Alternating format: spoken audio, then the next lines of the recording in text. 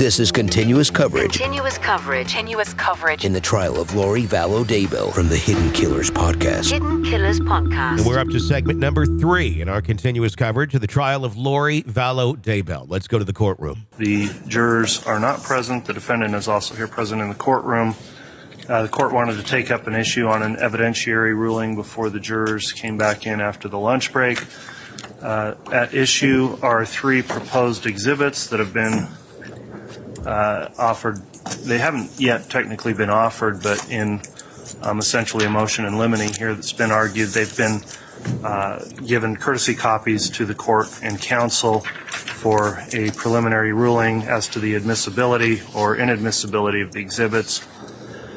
Where they're not identified by proposed numbers at this point, I'll just refer to the 3 exhibits as follows. I'll be referring to the first one as we'll call the Nick Edwards PowerPoint. The second one is the James and Elena Story PowerPoint. And the third proposed exhibit I'll call the Vallow Timeline. If counsel needs any clarification as to which proposed exhibits I'm referencing, let me know. Otherwise, I'll use those titles. So going forward, the court has reviewed some of the case law and the rules that would govern these exhibits.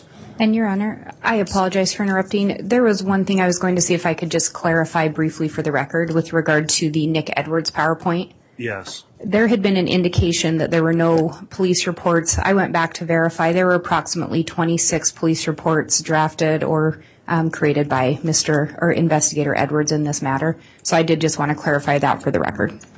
Okay. Thank you for the additional information on that, Ms. Blake. So the court first looks at a couple of different rules, which I previously cited this morning. Rule 1006 allows summaries to prove content, and that indicates summaries may be used to prove the content of voluminous writings, recordings, or photographs that cannot be conveniently examined in court. And then I also had previously referenced the rule that relates to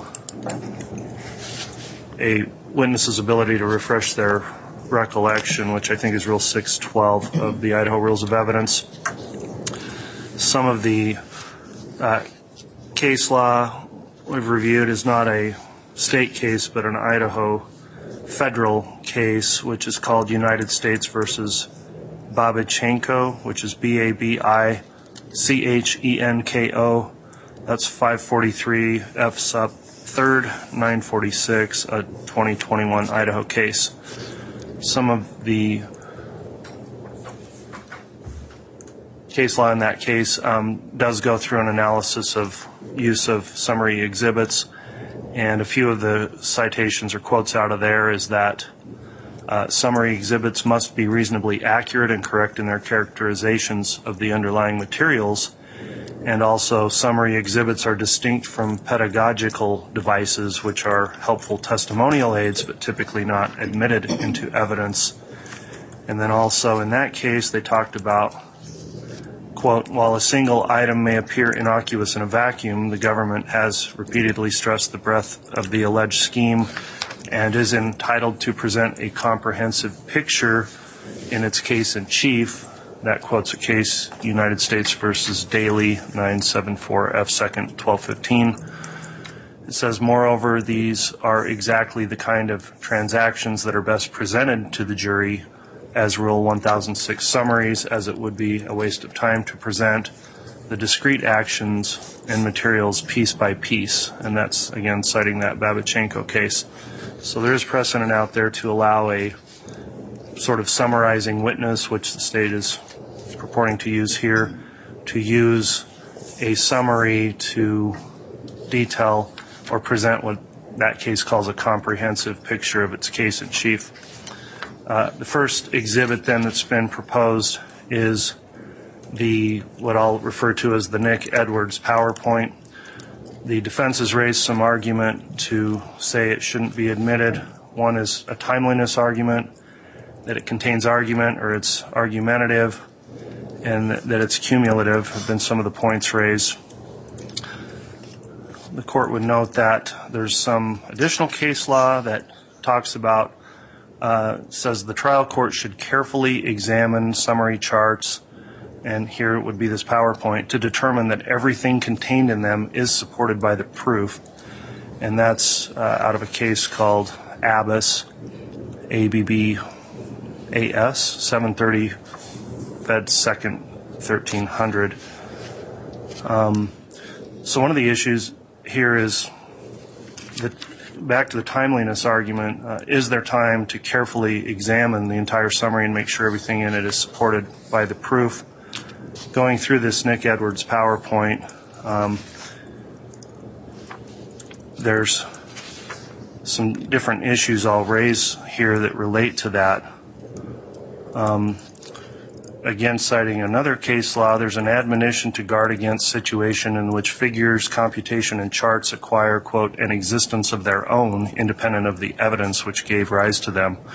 Holland versus United States, 348 U.S. 121. In the Edwards PowerPoint, there's multiple issues I've seen with that PowerPoint. First of all, it just appears to be simply a closing argument PowerPoint. There's editorialization within the PowerPoint. For example, there's a slide, which is slide number 49, and that slide 49 has a quotation in there, and it quotes, "After it was suggested by Coroner Dye that," and then it goes on to state a quotation, and then it references a different officer's police report for that information, and that's a different officer that's already been in court and already testified. And so it cites directly from a report, which we wouldn't allow the testifying officer to do, and this is another officer that would come in and summarize or quote from an officer's report. And under Rule 612, even the officer on the stand wouldn't be allowed to do that. They would have to look at a report if they needed to refresh their recollection, but they would not be allowed to just quote from or read out of their report, which would be what is being sought in that particular slide. Slide 55 references witness interviews that are not in evidence. It quotes from interviews from Melanie Gibb, who's a witness who already came in and testified in trial, and it quotes directly statements she made, not in trial, statements she made in a pretrial interview. There are simply too many issues with the way that whole PowerPoint is put together. I find the entire thing essentially argumentative. It's not an officer testifying about facts they're aware of. It's basically prepackaged testimony in a presentation that the officer would go through step by step of pre-summarized and pre-written testimony, which doesn't comply with Rule 403. I think that would be unfairly prejudicial to the defense to allow a witness to not just prepare testimony but go in and put their testimony together in a multimedia presentation. Prosecutors get to do that. You get to tie all your evidence together in a closing argument, but that particular exhibit is got enough issues. I don't think it can be reasonably corrected in order to be submitted for the jury to consider in this case. I think it goes directly against this admonition to guard against it becoming something different and have an existence of its own independent of evidence which gave rise to the creation of it.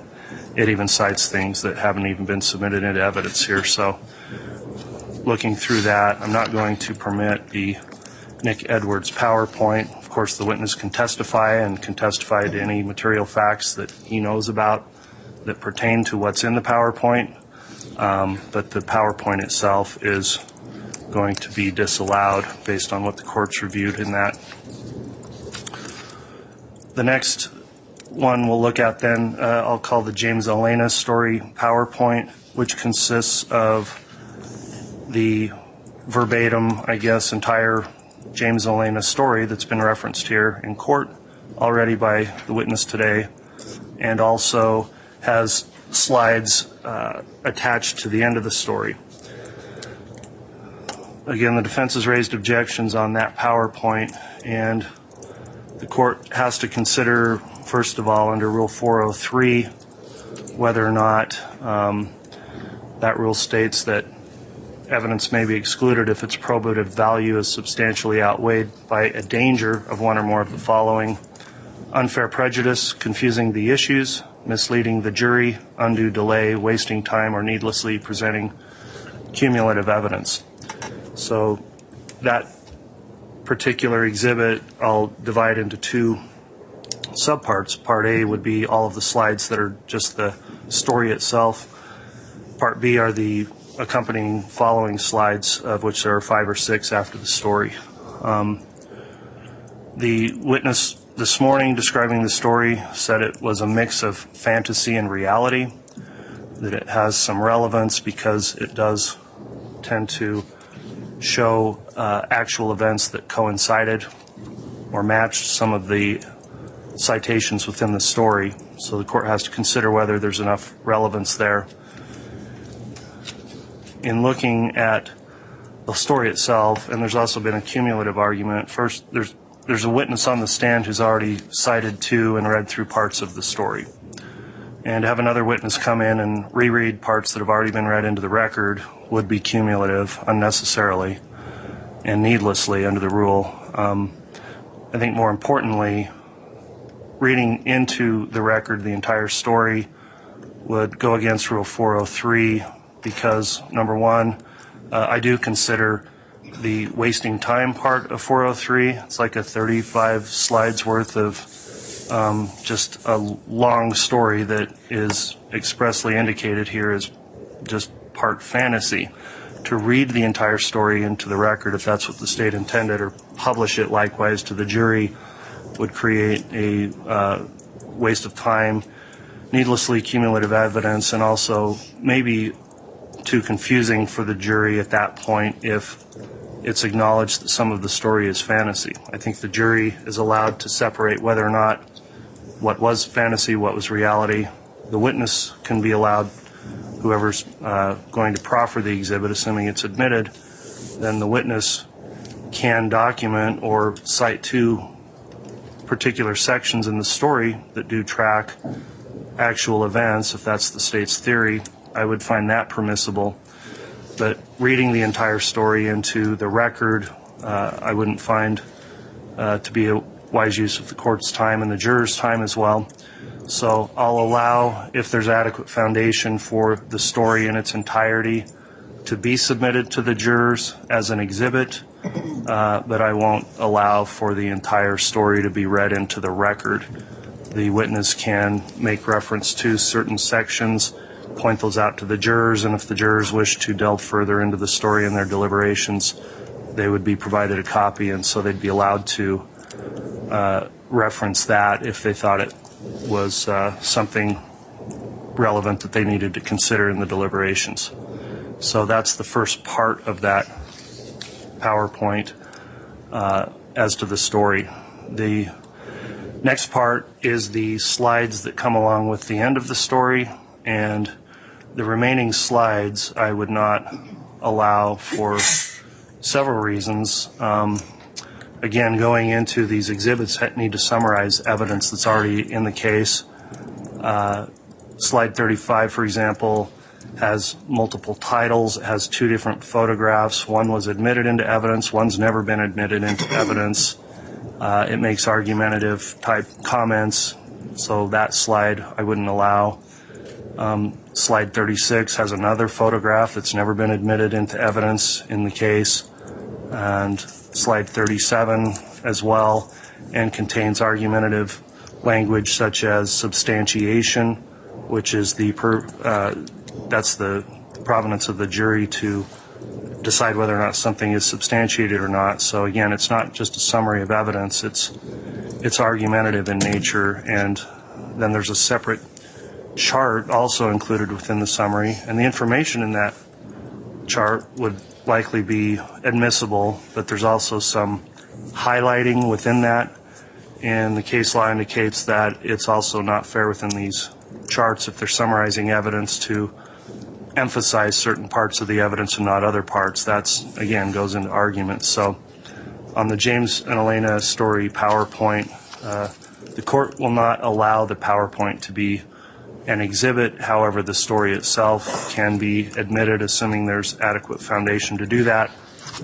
And if there are other objections when it's offered, I'll take those up at the time. And the jurors may have a copy, hard copy for an exhibit, but not the PowerPoint. That'll be the ruling then on that. The final exhibit then is the timeline.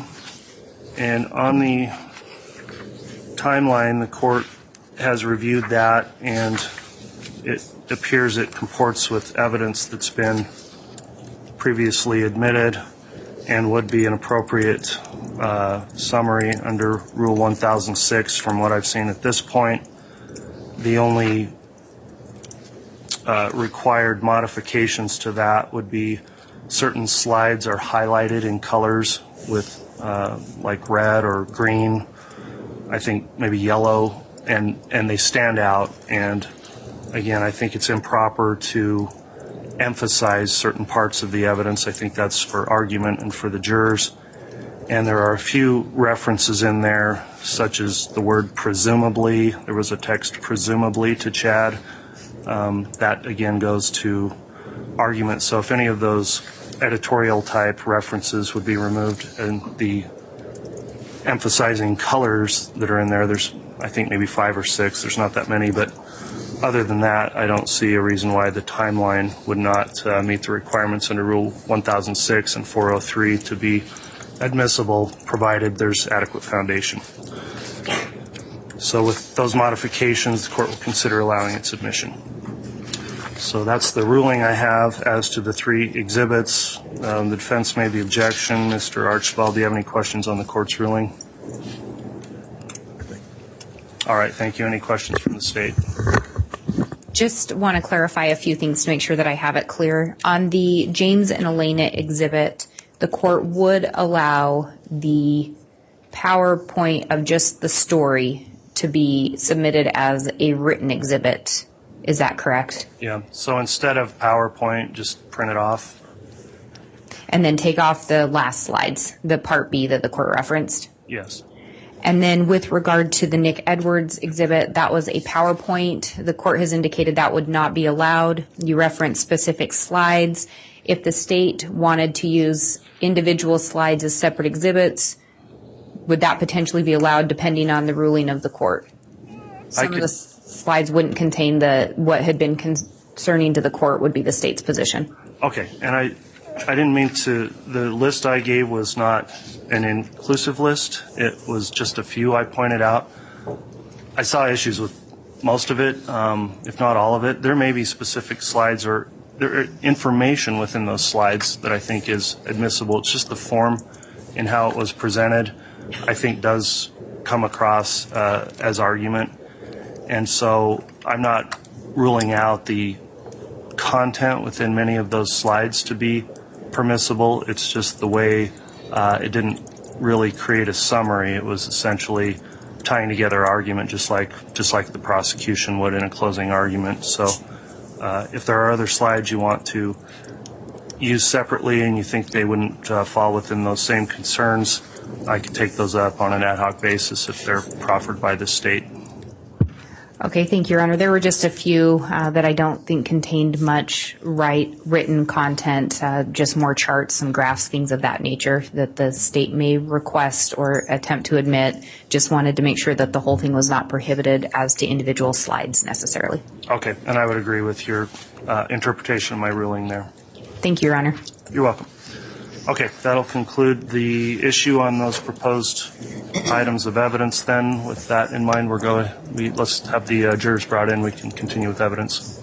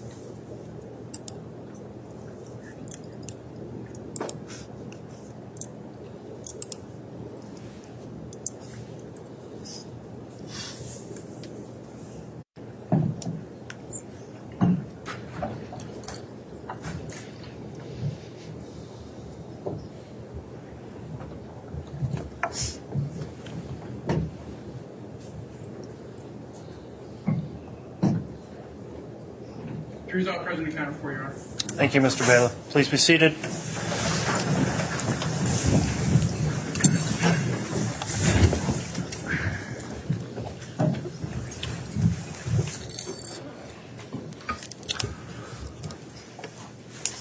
All right, we're back on the record on case CR 22-21-1624 after the lunch break. Appreciate the patience of the jurors. We were taking up some matters outside of your presence before we got started again with additional testimony. Ms. Smith continues with direct examination of... That's fine.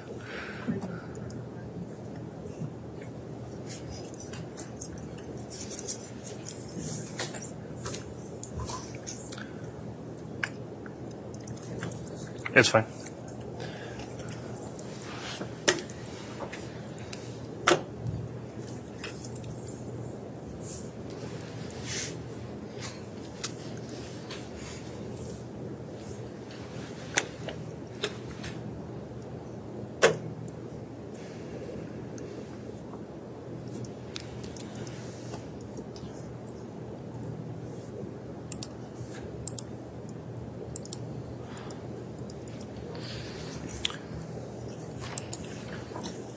Okay.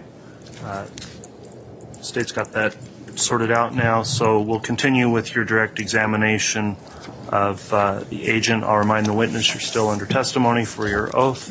I'm sorry, you're still under oath for your testimony today. And with that in mind, Ms. Smith, if you'd like to continue with your direct, you may. Good afternoon. Good afternoon. Let's turn to some chat or information that you included in your summary between Lori Vallow and Sydney Woodbury. Can you take a look at slide 72? And I believe this part of the chat goes through slide 73. Correct. Okay. Why did you include this particular chat session in the summary you prepared? I included this because of two reasons. First, it shows efforts that were made to hire a caregiver for JJ by Lori Vallow in mid-September. And then in terms of the timing of the last known video that exists of JJ Vallow, that video coincides with the latter half of this particular chat. Now, I notice at the top of exhibit 70, slide 72, it says there are 26 total messages. Did you put all 26 in the slides? No. Okay, why not? Due to the need to convey what's being talked about without overburdening this process with every single message. Okay. And so just so we're clear, the idea of a summary is to take the highlights, put it in, but the original's still available. Correct. Okay. So could you do us a favor and read slide 72 and 73 into the record, please? Yes, this is chat number 6 from Sydney Woodbury to Lori Vallow on September 18th, 2019. Hi, Lori. This is Sydney Woodbury from care.com. I just received your message and think your little boy sounds so sweet. I actually have worked with kids in the past with autism at a behavior science company and used positive behavior therapy to help them. I love playing with kids and doing fun things. What are the hours you are thinking of, as well as hourly rate? I am currently attending school, so I hope I can help out with the hours you're needing. Response from Lori Vallow to Sydney Woodbury. That's so great. I'm thinking $15 an hour. I'm flexible with time. He gets out of school at 2:30 every day, so a few hours a week after school. We could work around your schedule as far as days of the week and then some time on Saturdays. Again from Lori Vallow. We live on Pioneer Road, only a few minutes from campus. Do you want to come meet us? And if you could complete the chat that's reflected on slide 73. Yes. From Sidney Woodbury to Lori Vallow, yes, I'd love to. Again, from Sidney Woodbury, am I good to come over? From Lori Vallow to Sidney Woodbury, sure, we are here. From Lori Vallow to Sidney Woodbury, picking up JJ now, excited to see you today. From Sidney Woodbury to Lori Vallow, okay, I'm heading over now. And so there was I understand you said the significance of this was an effort to hire somebody to assist with JJ. Did I hear that right? Yes. Okay. What was the last known sighting again, just for a reference, of Tylee Ryan alive? September 8th, 2019. Based on your review of the communications from Lori Vallow with others and that information in context, prior to September 8th of 2019, was Tylee a resource in helping care for JJ? Yes. Okay. What sort of communications did you have that support that conclusion that Tylee helped care for her brother? There were lots of texts related throughout the review of the iCloud related to Tylee helping to take care of JJ when Lori Vallow had errands to run or needed to be absent from the home for some reason or another. Okay. And prior to Tylee's disappearance, had Lori had any other support or infrastructure in caring for JJ? Yes. While they lived in Phoenix, there was a woman named Angela who worked for a company that Lori Vallow had a contract with to have a certain number of hours each week of care provided for JJ. Okay. Were there, prior to Charles Vallow's death, did he have any role in helping care for JJ? Of course. He cared for JJ frequently as well. Okay. And so after September 8th and the move to Rexburg, what infrastructure of support could you find for Lori Vallow to help her care for JJ? This was the only reference I found. Okay. And so, based on your review of the iCloud record and videos and chats and all the records you told us you looked at, was JJ an easy child to care for and raise? Not at all. He had severe autism, and so he was a challenging young child. So by September 18th, who was the primary, almost sole caregiver for JJ Vallow? Lori Vallow. Okay. Is there any other reason why you included this chat session with Sidney Woodbury in the iCloud summary you prepared? Just in context with the back half of this chat. Okay. And when you say back half of this chat, are we talking slide 73? No. Okay. Slide 75 and 6. Okay. Well, let's go to slide 74. What are we looking at here? This is from the video section of Lori for Style at iCloud.com, and this is just a very brief video, but it is the last known video of JJ Vallow while he was alive, and it was taken on September 22nd of 2019.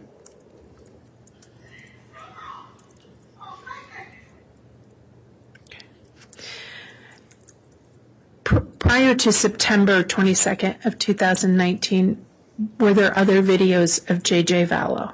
Lots of them. Okay. After September 22nd of 2019, in any of Lori's electronic data, did you find any videos or pictures of JJ Vallow? No. And so when you say the back half of this communication, are we talking about what's reflected on slide 75? Yes. Okay. Can you read slide 75 into the record, please? Yes, continuation of chat number 6 from Sydney Woodbury to Lori Vallow on September 24th, 2019. Hi, Lolo. Are we still good for me coming today? From Lori Vallow to Sydney Woodbury. Hi, Sydney. I hope the wedding was good. So JJ's grandparents came this weekend, and they took him for a few weeks to give me a break. So he won't be back until probably the end of October. I wish I had other work for you to do. You are such a darling girl. I understand if you need to get another job. From Lori Vallow to Sydney Woodbury. Of course, I'm not sure when he'll be back, but I'm going to do some traveling while he's gone, probably to see my friends in Hawaii, but I'll let you know for sure when we are both back in Rexburg. You are great. Now, did this text communication proceed after that date? There were some additional messages, yes. But not on September 24th? Correct. Okay.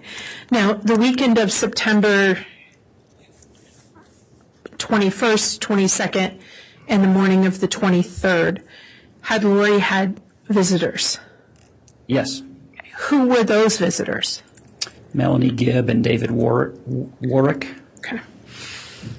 And did you find any evidence whatsoever that JJ's grandparents had been in Rexburg September 21st, 22nd, or 23rd? No. Let's turn to slide 76. Why did you include this SMS section from Lori for Style in your summary?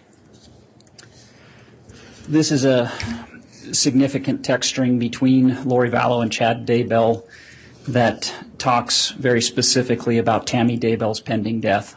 Okay. Could you read for us? Could you read for us slide 76 and 77 into the record? Yes. Thank you. Line 810 from Chad Daybell to Lori Vallow. Good night, Angel Lily. So excited to go on our date. Line 782 from Lori Vallow to Alex Cox. We are supposed to go on a real date tonight, but we are discussing it. Perhaps an evening at home would be better, so we are not out and about. I'll let you know. But you could come and sing with us after your shower. Line 773 from Chad Daybell to Lori Vallow. Hello, sweet angel. Big news about Tammy. Please let me know if you are awake and can talk. I love you. And what's on 77? Line 772 from Chad Daybell to Lori Vallow. The short version is that she has been switched. Tammy is in limbo, and a level 3 demonic entity named Viola is in her body. It happened about 10 p.m. and was done by Tammy's sister Sam, who I always knew was 3D, but it turns out she is multiple creation. Line 771 from Chad Daybell to Lori Vallow. Viola has been attached for about a year to my niece Danica, who is Sam's 12-year-old daughter. I have connected with Tammy in limbo, and she is very frustrated and upset. She wants Viola removed as soon as possible. Viola seems to be similar to Penelope. The personality differences from Tammy should be evident quickly. Please seek a confirmation on this, but I have now checked 3 times since I got home and get more affirmative answers each time. And if we may, could we proceed to read line 78 as well? Yes.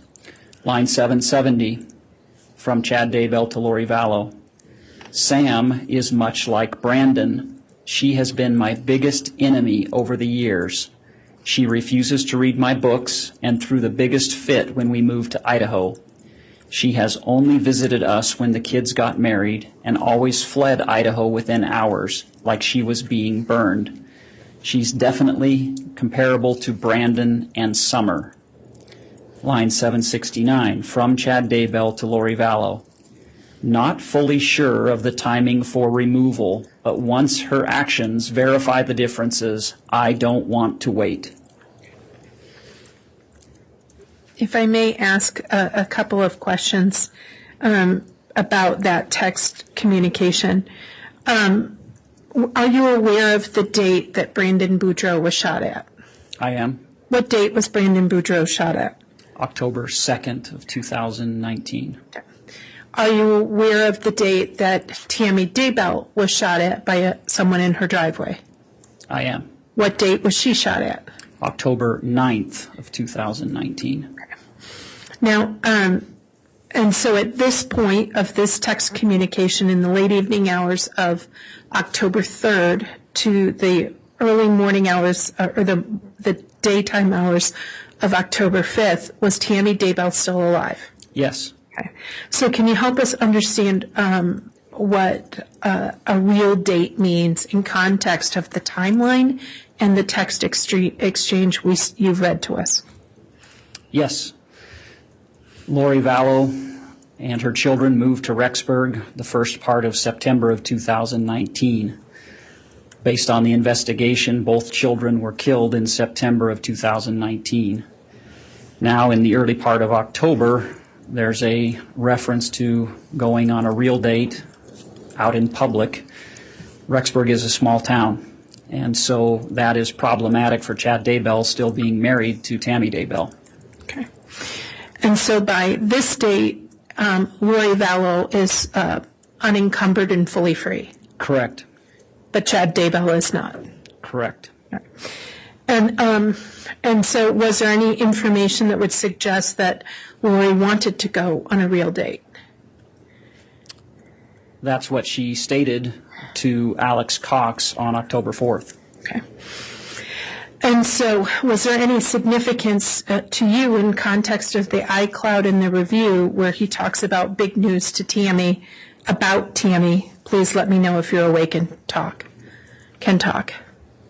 Yes, within 12 hours of the text regarding going on a real date, Chad Daybell now has big news about Tammy, and that news was that she's in limbo because her body's been inhibited by a level 3 demonic entity named Viola. Okay. Turning to some of the texts that are on slide 77, just so I'm clear, the text from Chad Daybell to Lori Vallow is asking her to seek confirmation? Correct. Okay. And so Chad is seeking Lori's opinion? Correct.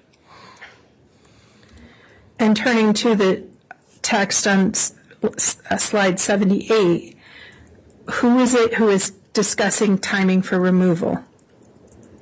That's a text from Chad Daybell to Lori Vallow. Okay.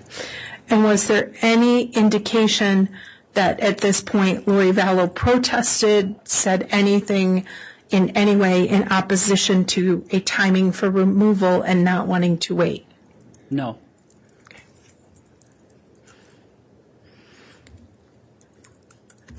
Before we move to the next text, is there anything else on that text communication between the two about the entity inside of Tammy and not wanting to wait that you wish to review?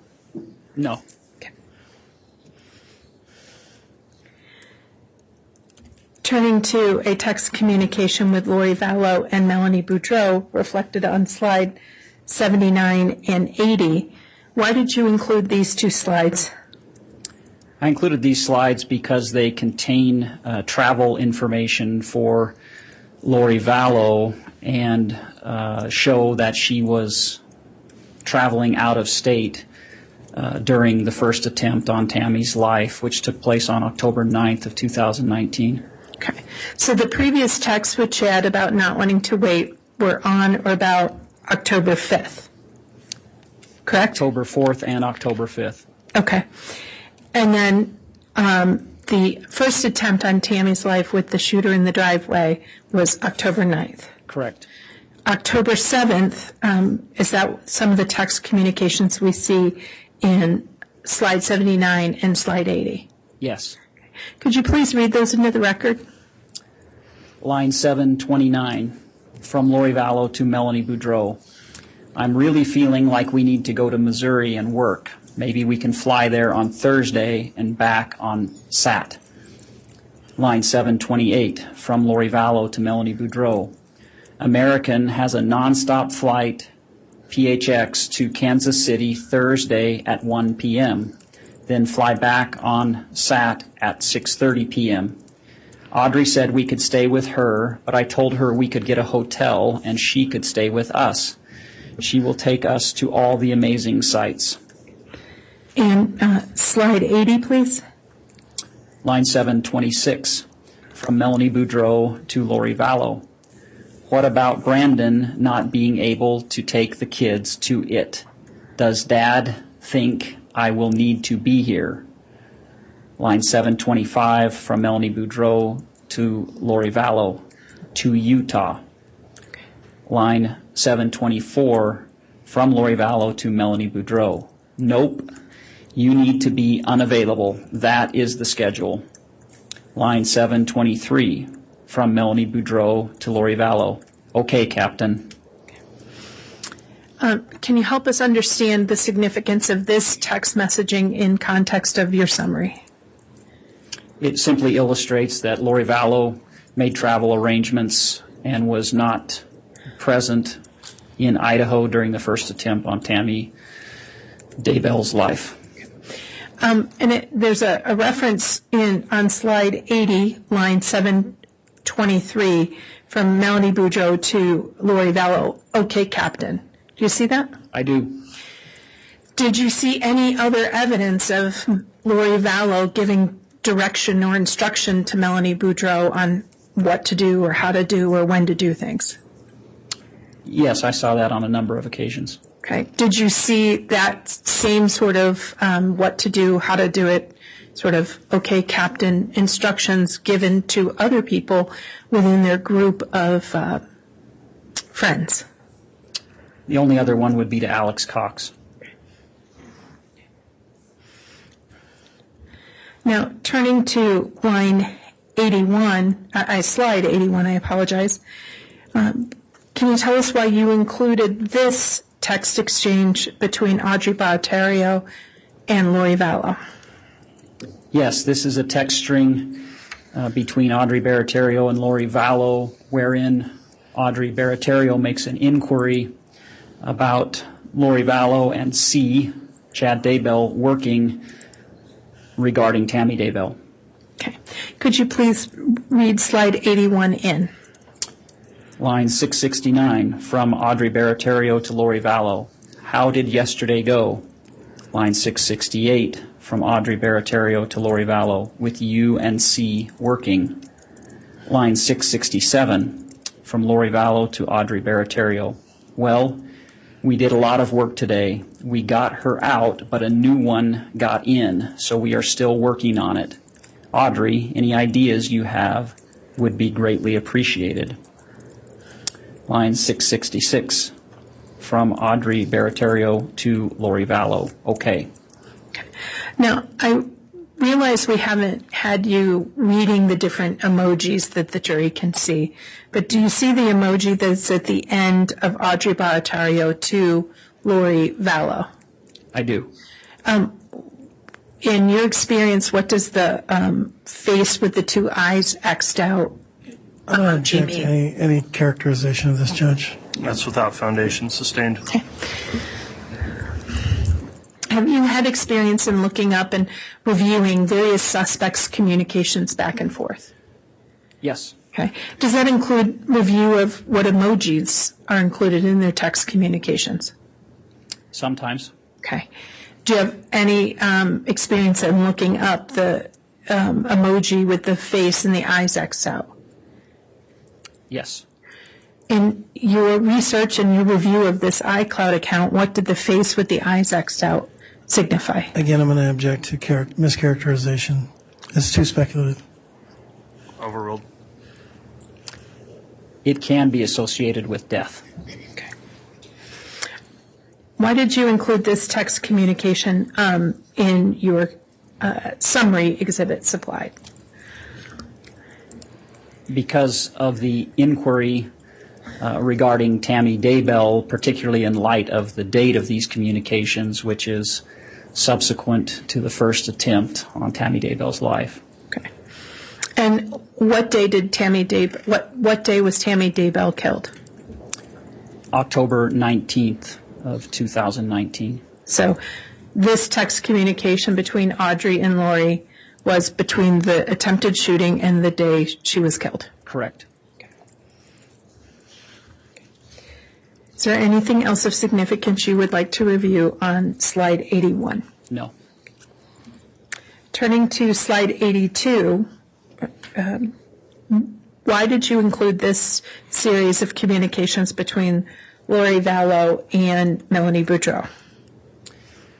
I included this for context purposes because it is a similar conversation relating to Brandon Boudreau with references for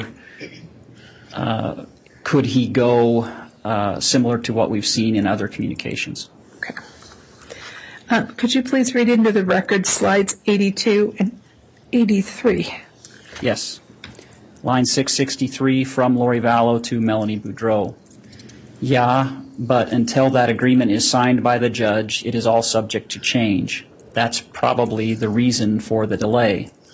Line 662 from Melanie Boudreau to Lori Vallow. Is there a possibility he could go before I move? Line 661 from Lori Vallow to Melanie Boudreau. There's always that possibility. We will work on it. Just have faith and do whatever the Lord tells you. He is always right. Line 655 from Melanie Boudreau to Lori Vallow. I don't recall the words to get him out, but should we try? And then turning to slide 83. Line 654 from Lori Vallow to Melanie Boudreau. I know them. I'll work on it now. Put all your energy in. Line 647 from Melanie Boudreau to Lori Vallow. I've worked on them all day and evening. Line 646 from Lori Vallow to Melanie Boudreau. Me too. He's got to be ready to go. Line 645 from Melanie Boudreau to Lori Vallow. I know. Is there anything else you want to review with the jury on why you included the text communication between Melanie Boudreau and Lori Vallow from October 14, 2019? No. Turning to text communication from October 19th, 2019, why did you include these SMS messages from Lori for style? These are messages to Lori Vallow informing her of Tammy Daybell's death while Lori Vallow was traveling in Hawaii. Okay. And so at this point, Lori Vallow was in Hawaii. Do you know who she was in Hawaii with? She was there with Melanie Boudreau initially, and then Audrey Baratario flew over and joined them some days after Lori Vallow and Melanie Boudreau had arrived. Okay. If you could please read into the record slide 84. Line 541 from unknown individual to Lori Vallow. I'm not sure if you heard, but Chad's wife died last night. Line 540 from Lori Vallow to unknown individual. Oh my gosh, I did not hear that. I'm in Hawaii and it's 6 a.m. Line 539 from Lori Vallow to unknown individual. Do you know what happened? Line 538 from unknown individual to Lori Vallow. Yes, she awoke in the night coughing, threw up, collapsed, and passed away. Why did you include this series of text communications specifically from the morning of October 19th? Due to its relevance in the death of Tammy Daybell. Okay. Did you have reason to believe that Lori had learned other ways, in another manner, of Tammy Daybell's death? There's nothing in the iCloud to indicate that. Okay. Let's turn to text communication from October 19th with Chad Daybell. Can you please read slides 85 into the record? Yes. Line 532 from Lori Vallow to Chad Daybell. Not fun without you. Can you call me? Line 531 from Lori Vallow to Chad Daybell. How are you doing is the question. Line 530 from Chad Daybell to Lori Vallow. I'm hanging in there. My parents are staying here and we are still getting visitors, but I will call you soon. Why did you include these texts? Subsequent to Tammy Daybell's death on October 19th, 2019, there's a flurry of text messages between Lori Vallow and Chad Daybell that are insightful as to the nature of the relationship between Chad Daybell and Lori Vallow and their subsequent plans now that Tammy Daybell is dead. Turning to slide 86, could you read that one into the record? Yes. Line 528 from Chad Daybell to Lori Vallow. Percentage in body. Holsor 24, Bucola 11, Grisson 14. Line 527 from Chad Daybell to Lori Vallow. Great job on lowering them. I loved talking with you. It is baby night, so come get me later. Line 526 from Chad Daybell to Lori Vallow. Missing you so much. I can feel you in bed with me, though. Can't wait to truly hold you tightly every day and night. Line 525 from Lori Vallow to Chad Daybell. I'm missing you more. I need you desperately. I can't wait. So this text communication happens around just after midnight on the 20th through around 7 in the morning on October 20th, 2019, correct? Yes. Less than 24 hours after Tammy Daybell dies. Roughly 24 hours, yes. Okay. Any other significance to this particular slide? No. Okay. Moving towards the next series of communication from on the 20th, why did you include slide 87? These are a continuation, this slide and probably the next two are a continuation of that text string between Chad Daybell and Lori Vallow. Okay. Could you please read in slide 87 and then we'll move to 88 and 89. Line 524 from Lori Vallow to Chad Daybell. Need you to hold me tight. That would be great. What about the idea of you coming here Thursday or Friday?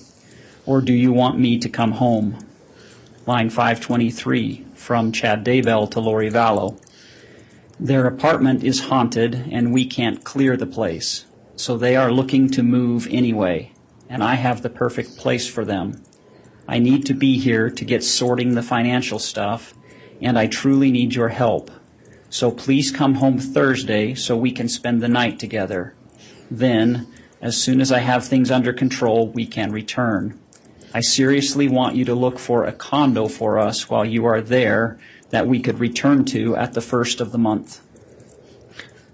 And please read slide 88. Line 518 from Chad Daybell to Lori Vallow. I want to get going full steam on the Lily workout plan. Tighten the abs, get a full body tan, grow my hair out. This could be really good for both of us. Line 517 from Lori Vallow to Chad Daybell. I love that plan. It's not soon enough, though. This is torture. Maybe you need to clear my mind so I can't remember how much I love you. Line 516 from Chad Daybell to Lori Vallow. I will try, but it feels like Raphael and Lily are together at about 100%. Not sure it will ever be lower again. And if you could read slide 89. Line 515 from Lori Vallow to Chad Daybell. That's true. I do feel you. I feel lovesick. I can't sleep. I don't want to eat. I just want you. It's so consuming. Line 514 from Chad Daybell to Lori Vallow. I know exactly how you feel. I'm feeling sad, but it isn't for the reason everyone thinks. And I'm feeling sad, but it isn't for the reason everyone thinks was 8 in the morning on October 20th, 2019. Correct. In terms of those 3 slides in that text communication, is there anything else of significance you wish to cover? No, I don't think so. Okay. Turning to slide 90. Why did you include this text communication between Lori Vallow and Chad Daybell? This short text string between Lori Vallow and Chad Daybell is extremely important in that Lori Vallow expresses a concern to Chad Daybell regarding Alex Cox. Can you please read into the record slide 90? Line 482 from Lori Vallow to Chad Daybell. I had a bad dream about Al. Make sure he is still him and protect him. Line 481 from Lori Vallow to Chad Daybell. He would be the one they use to get to us both. All this alone time is not good for him. Line 479 from Chad Daybell to Lori Vallow. I will try to reach out to him later today. Line 471 from Chad Daybell to Lori Vallow. I just cleared all of Al's weapons, curses, and cords and filled him with malachite healing balm. I also put angels around him. And if you could read slide 91. This is a slide from the notes section of Lori for Style, line 161. Alex Cox, multiple creation, fourth creation exalted 9 times, sibling to me 2 times on fourth creation. Rose is exalted, married 3 times on fourth creation, and became eternal companions after fourth creation. His mission is to help Lori. So the exchange between Lori and Chad about Alex, why did you include that specifically? I included it because of the reference to Al and him being the one they would use to get to both Chad Daybell and Lori Vallow. And the date of that exchange was October 23rd, 2019? Yes. Okay. Do you know the date that Alex Cox passed away? Oh, boy. December, I want to say December 12th, but I'm sorry, I can't recall that exact date. That's okay. Early December, beginning of December. December 2nd would be the next date that comes to my mind, but again, I can't recall clearly. I know it's December of 2019. Fair enough. And so in October, there's a text communication about Al being the one that would get to them, correct? That Al would be the one they use to get to us both. Okay. Do you have any information about when did Alex Cox subsequently marry someone from this group? Yes. Okay. Who did he marry after this date? Zulema Pastentes. Okay. And then sometime towards the beginning or the first couple weeks of December, Alex Cox is dead. Correct. Okay. And then why did you include the notes section of Lori for Style on Alex Cox? This contains some of the religious concepts that were pertinent to this investigation, but mainly for the last line that his mission is to help Lori. Okay.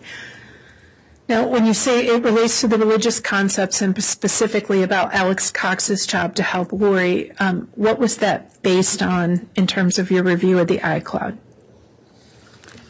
During the review of the iCloud, there's voluminous information regarding the religious beliefs of Chad Daybell and Lori Vallow. And this is one note that contains references to some of those things. Okay. And did you see through your review of the various iCloud accounts and emails and information in the iCloud accounts for Lori Vallow any sort of definition of Alex Cox's role in this religious group of friends? One of the main references was that his mission in life was to protect and to help his sister Lori. Okay. And within the communications of the iCloud that you reviewed, the communications between Lori and Chad and Alex and others, did you find any evidence that Alex believed that his mission was to help and protect Lori? Yes.